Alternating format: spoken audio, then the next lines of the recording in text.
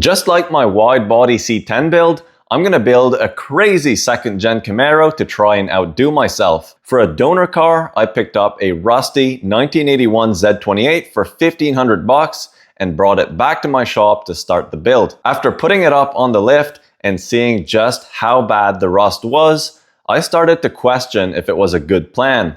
With no turning back now, there's about to be a massive transformation coming up, and it starts right now.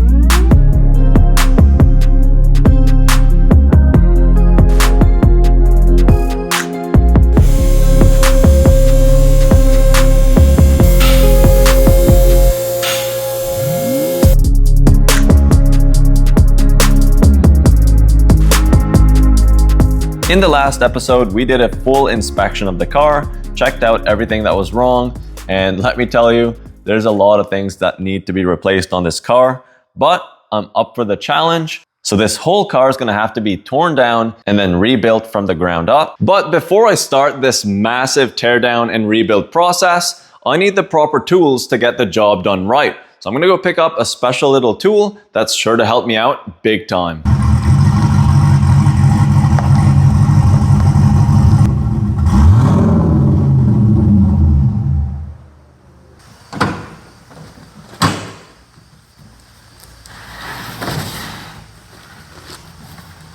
Another delivery.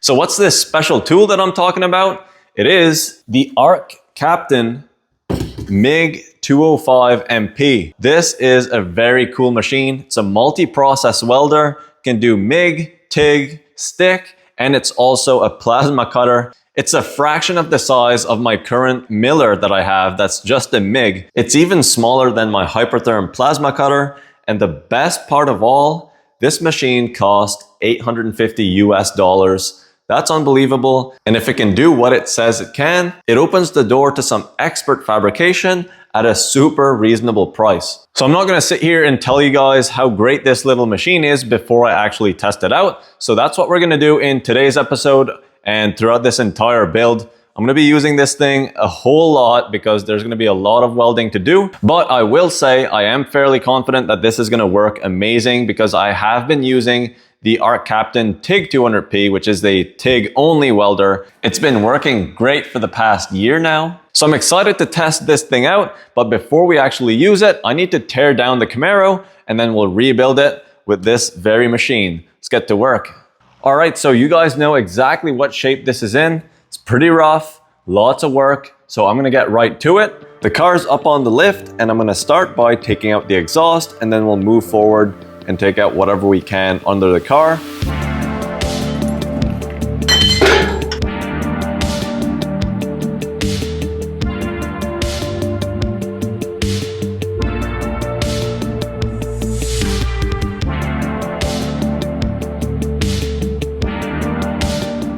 I'm trying to save this exhaust to resell it, but I think the zip gut's gonna come out very soon. Woo. Yeah, we got her. Exhaust is out. It's not a bad little exhaust system. Whoever designed it and built it did a pretty good job, but it's just not gonna cut it with what I wanna do with this car, so it's gotta go. And speaking of what I wanna build with this car, I've got some really cool ideas that I know you guys are gonna love. And last episode, I asked you guys to let me know what you wanted to see, and you had some excellent ideas as well. So with everything combined, we're gonna build something insane. And to narrow down this build even more, I've put together 3 options for you guys to choose from, and it's 3 renders of cars that I think would be absolutely badass. Option number 1, I mean, come on, look at that. That is absolutely beautiful.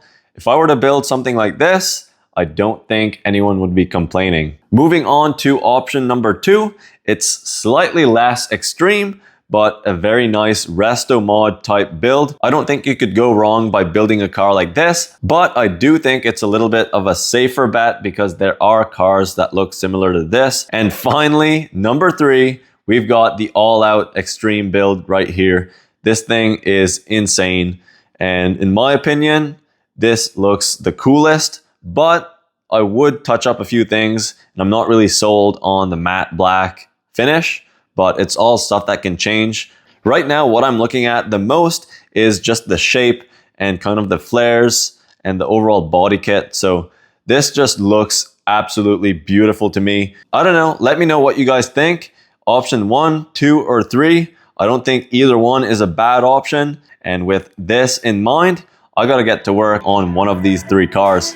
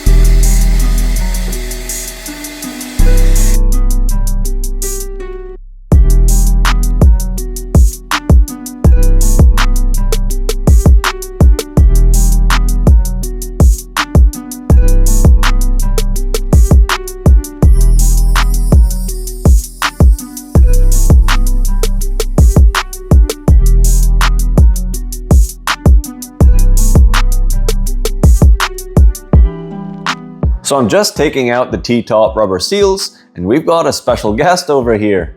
What are you doing, buddy? So this is what he's smelling right here. Hopefully we don't find any living creatures. Man, this is a huge nest, probably extends all the way down the firewall too.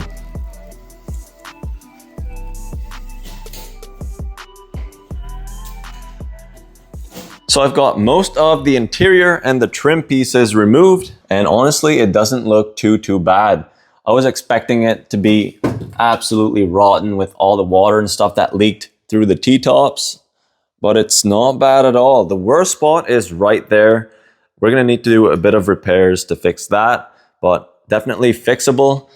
And around the T-tops, not bad at all. No holes or anything, so that's a good sign. Just gonna sandblast the corners and stuff to clean it up, and then we'll go from there. We'll see what else pops up, but I think it should be pretty good. So other than that, we gotta get the dash, take off all these trim pieces off, and then we'll be able to take out all the wiring, strip everything down, and then get it to bare steel. So that's gonna be the next job back here. I think we're all done.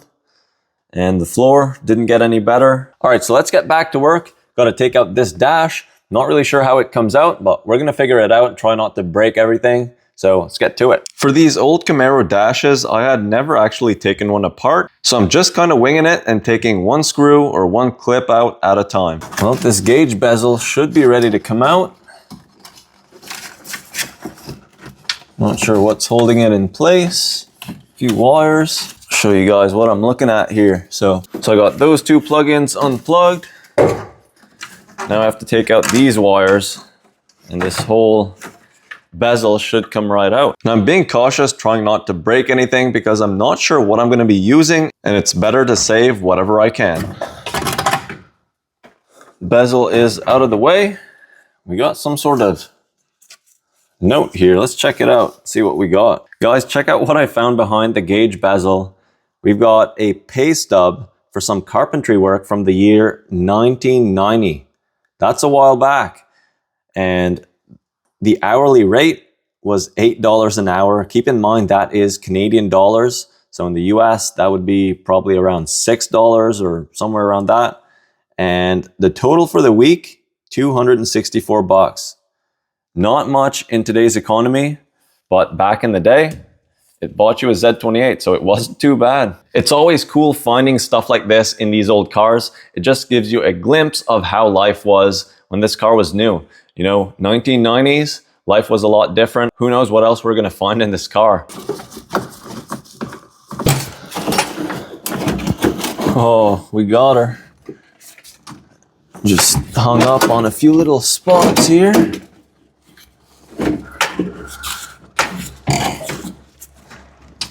Come on. There.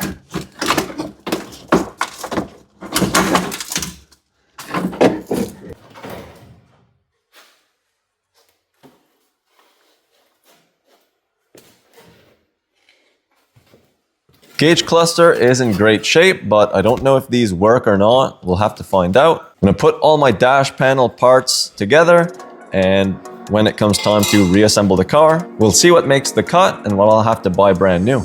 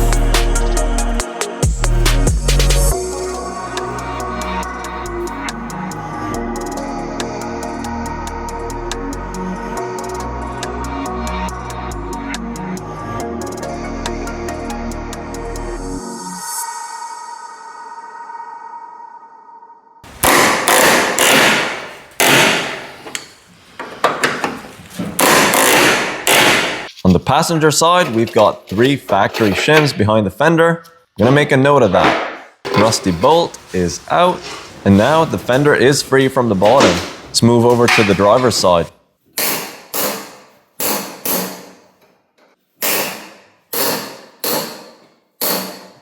Bolt was just as dry and rusty on this side.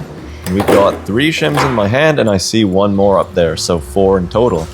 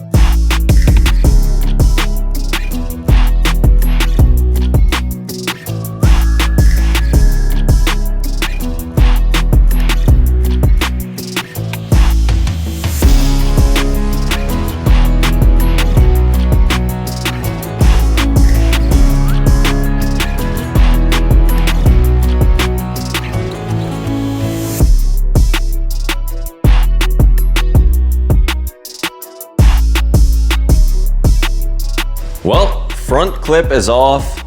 Wasn't too bad. Everything came apart. And now we get to see what we have going on behind the fenders, which is surprisingly very good. There's zero rust under here. Right over here, it's all like new.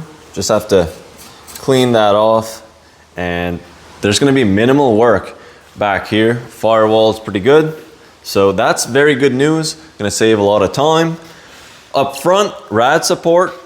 We've got a quick disconnect rad support. So that's gonna be pretty easy to take out. This side is the same thing. So I'm not even gonna have to take out those bolts to take out the rad support, so it should be pretty easy. Thankfully, no big surprises up front. The only thing that surprised me is the size of that front bumper. Check that out. I never knew these cars came with such a beefy piece of steel on the front bumper. That's like 3/16 steel. And I don't know what that was designed for, but you could hook up a plow and just plow through anything with that. So we may as well keep working at it. I'm gonna take off the rad support, take off that massive bumper, and then we'll move back and start taking off the doors and whatever else back there. So let's keep going.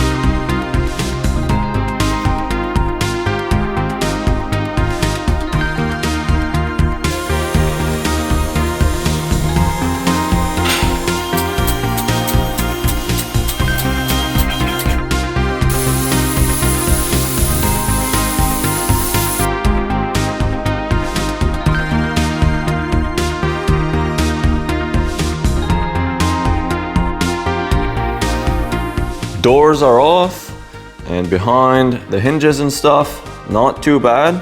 No major surprises again, but on this side, unfortunately, snapped two bolts. So that's not gonna be too fun to remove. It's pretty rusted in there. So what I may try to do is weld a nut to these broken bolts and then try to spin them out. But worst case, I'll have to cut out this whole section and deal with that the proper way, I guess. So the entire front end is removed, and the rad support is gonna need to be replaced. It's pretty rusty, and I do have a lead on a 70 to 73 rad support. I'm not sure what the differences are. So if the 70 to 73 rad support fits, I'll pick it up. So if any one of you guys know the answer, let me know in the comments. So if we further inspect the frame, it looks really good. No major issues at all. That's just gonna have to be sandblasted, and that's gonna look brand new. So I'm excited about that. It's gonna save some time.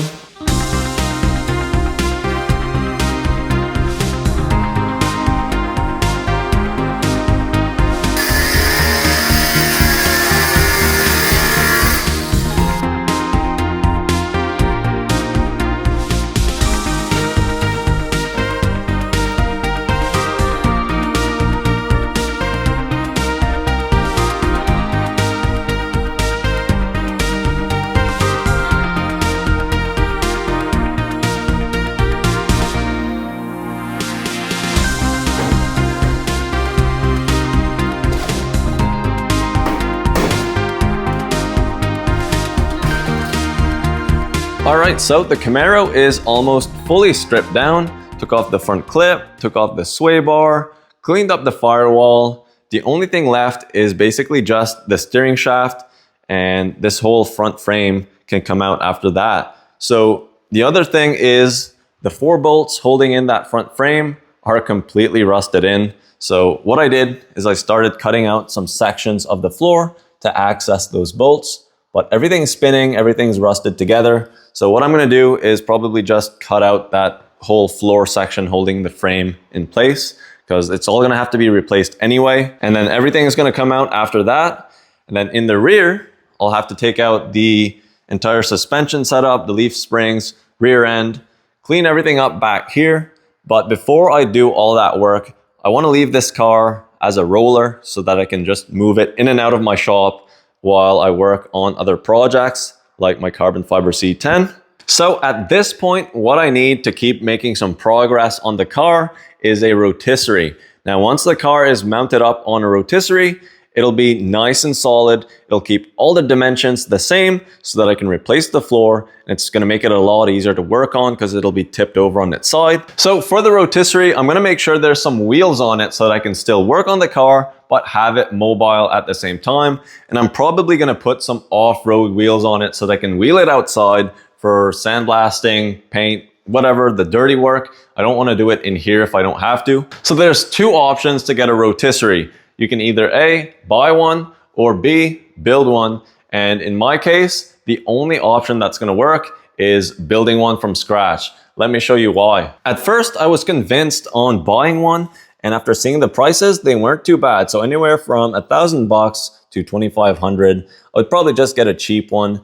But that's not where the issue was. The issue came after I checked out and selected a shipping method and realized I had to pay over $800 to get it shipped here in Canada. And there's no way I could just fork out $800 over the original price for a rotisserie. So what I'm gonna do is I'll have to build one from scratch. So what I'm gonna try to use is my frame jig that I used to make my C10. And hopefully I can make this work somehow, just kind of build off of it. So I'm gonna dig him out, bring him out in the open, try to figure something out. Here is number 2. Oh, heavy duty stuff. So these 2 frame jig pieces should be a good base for my rotisserie. And over here on this side of my shop, where I have my C10 chassis, I have some scrap square tubing, so I'm not sure if I'll have enough here. A few other pieces down there, so I'm gonna bring them over to the other side, see what I have. So here's some of the scraps I dug out. It should get me pretty close to what I plan on building. So with the scraps that I have, I'm gonna try to build this rotisserie for free, but before I do that, I need to take off the front frame and also the rear end. So let's get to it.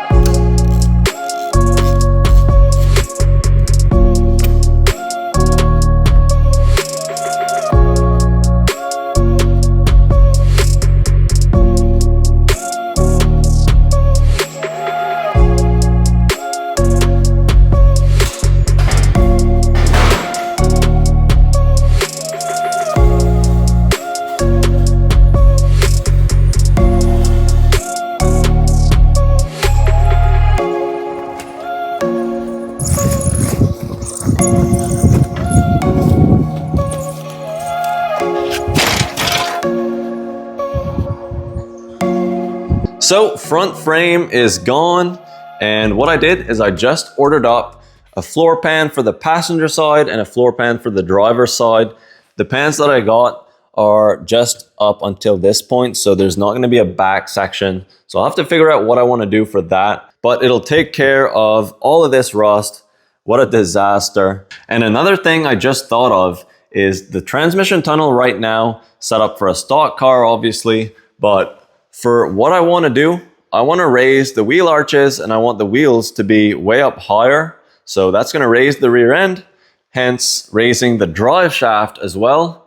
So I'm probably going to have to modify that transmission tunnel, raise it up higher, and just make sure I have clearance. So essentially this car is going to be like a body dropped car. There's going to be a lot of modifications to do, but it's going to be totally worth it. It's going to look badass. So that's just me figuring out kind of what I have to do and planning ahead on this car. But right now, we got to make a rotisserie and we'll be able to keep moving forward on this car.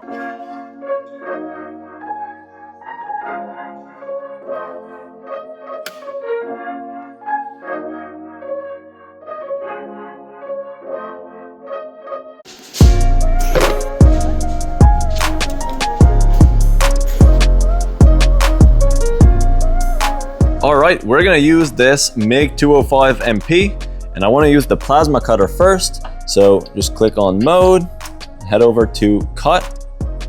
This should be ready to go. Just have to hook up the air.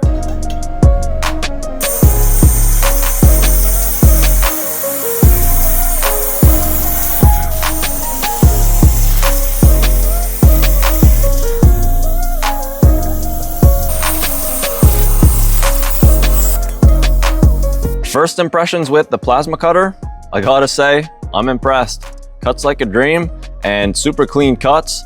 Let's keep going.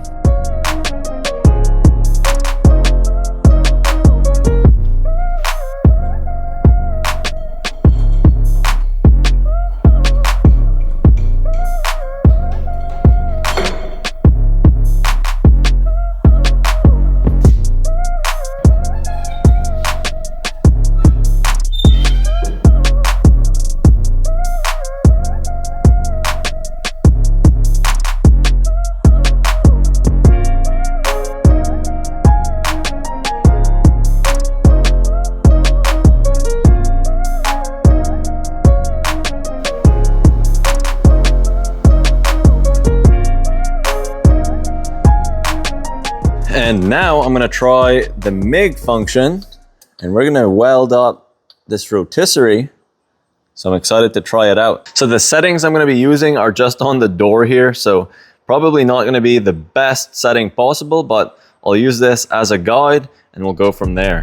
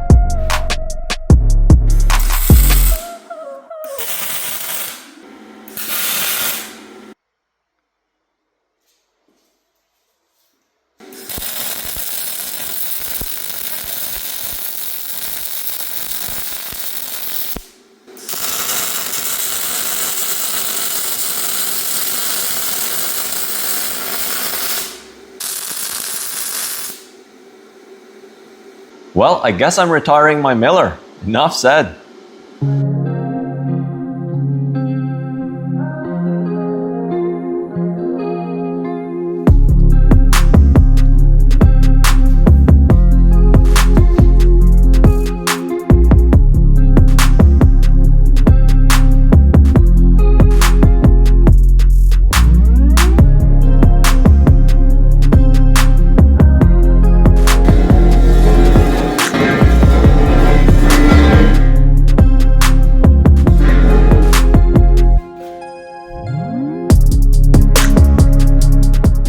So I just made some plates that are bolted up to where the bumper was, and now I have to make some brackets to mount it to my rotisserie.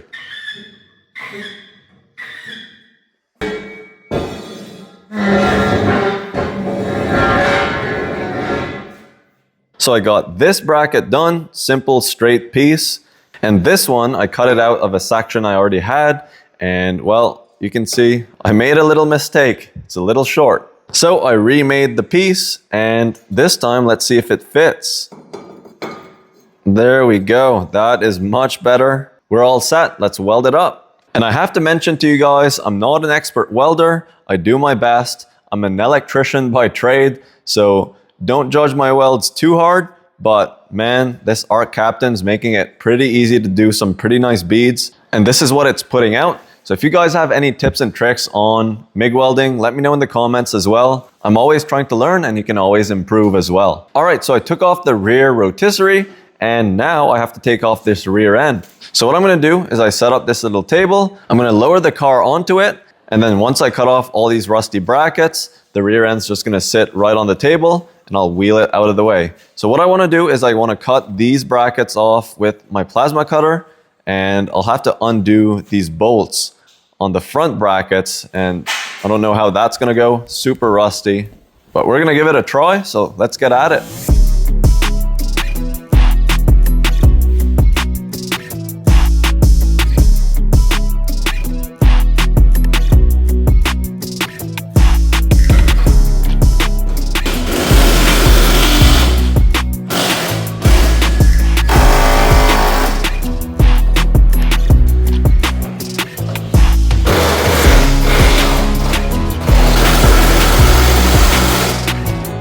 So I just hooked up the MIG 205 MP.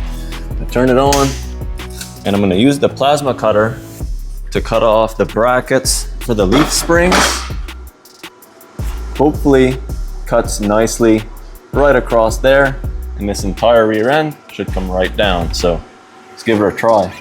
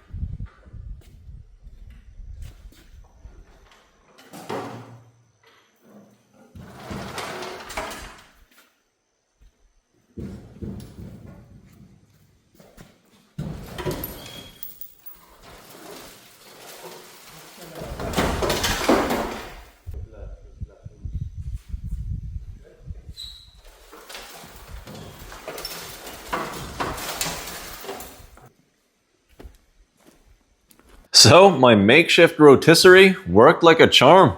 Car's on its side, didn't collapse, didn't fold over, and I'm impressed. It's definitely a two-man job to flip it over on its side, but it's not really an issue. So now we're ready to tackle this absolute disaster of a floor. Few holes here and there, but we're gonna fix it up. Oh, and something else I wanted to point out to you guys is this leg right here gets most of the pressure when you're rotating it. So what I did is I just added a little bit of reinforcement. It's just a little plate welded together right there. So that's just gonna make sure that leg doesn't fold over, a little added security. So overall, I think that's a great success. And another thing is the angle down here between the two bars, that isn't exactly 90 degrees. I tilted it slightly to the left just to make sure that the car doesn't fall over. So that's just another thing to note if you ever make a similar setup to this. So the rotisserie now has some wheels. They're quite large and it'll help with rolling over those rocks right there. So that's super nice. And back there, I don't have any wheels because if I were to set up the wheels like I did with the front, you know, I couldn't steer this whole thing because the wheels don't steer. So what I'm gonna do is I'm gonna weld this piece of square tubing across the bottom, and I'll just put a dolly to lift the rear of the car up, and then I'll steer with the dolly. Using this machine in the video has been nothing but amazing. You know, I've been using my Miller welder for years and my Hypertherm plasma cutter. Never had issue with those machines either, but this is just better overall. I mean, the Miller is getting kind of old, and the Hypertherm, it's not really a brand new tip, but for purpose-built machines, this can keep up. Super impressed. And if you guys would like a machine like this, I'll have a link in my description, and you can use code agtrucks for a discount as well. Zero complaints with this machine, and I'm gonna be using it throughout the build, so we're gonna test out its durability. But having used the TIG 200P for quite some time now, that machine's been holding up. So I think this thing is gonna be very reliable, and it's replaced my other machines, so well done, Arc Captain. That is gonna do it for this episode. We got a lot of work done. Car's on its side and it's ready for the next step, which is going to be replacing the floor, taking care of all the rust, and who knows what else. There's going to be a lot of stuff coming up, but that's for the next episode. And with that being said, I appreciate everyone for watching. Subscribe if you're new, leave a like on the video, and comment down below which version of car you want to see this turn into. Option number 1, 2, or 3. Either one, I think it's going to be wicked. So right now, I'm going to get to work on the next episode, and I'll see you guys very soon.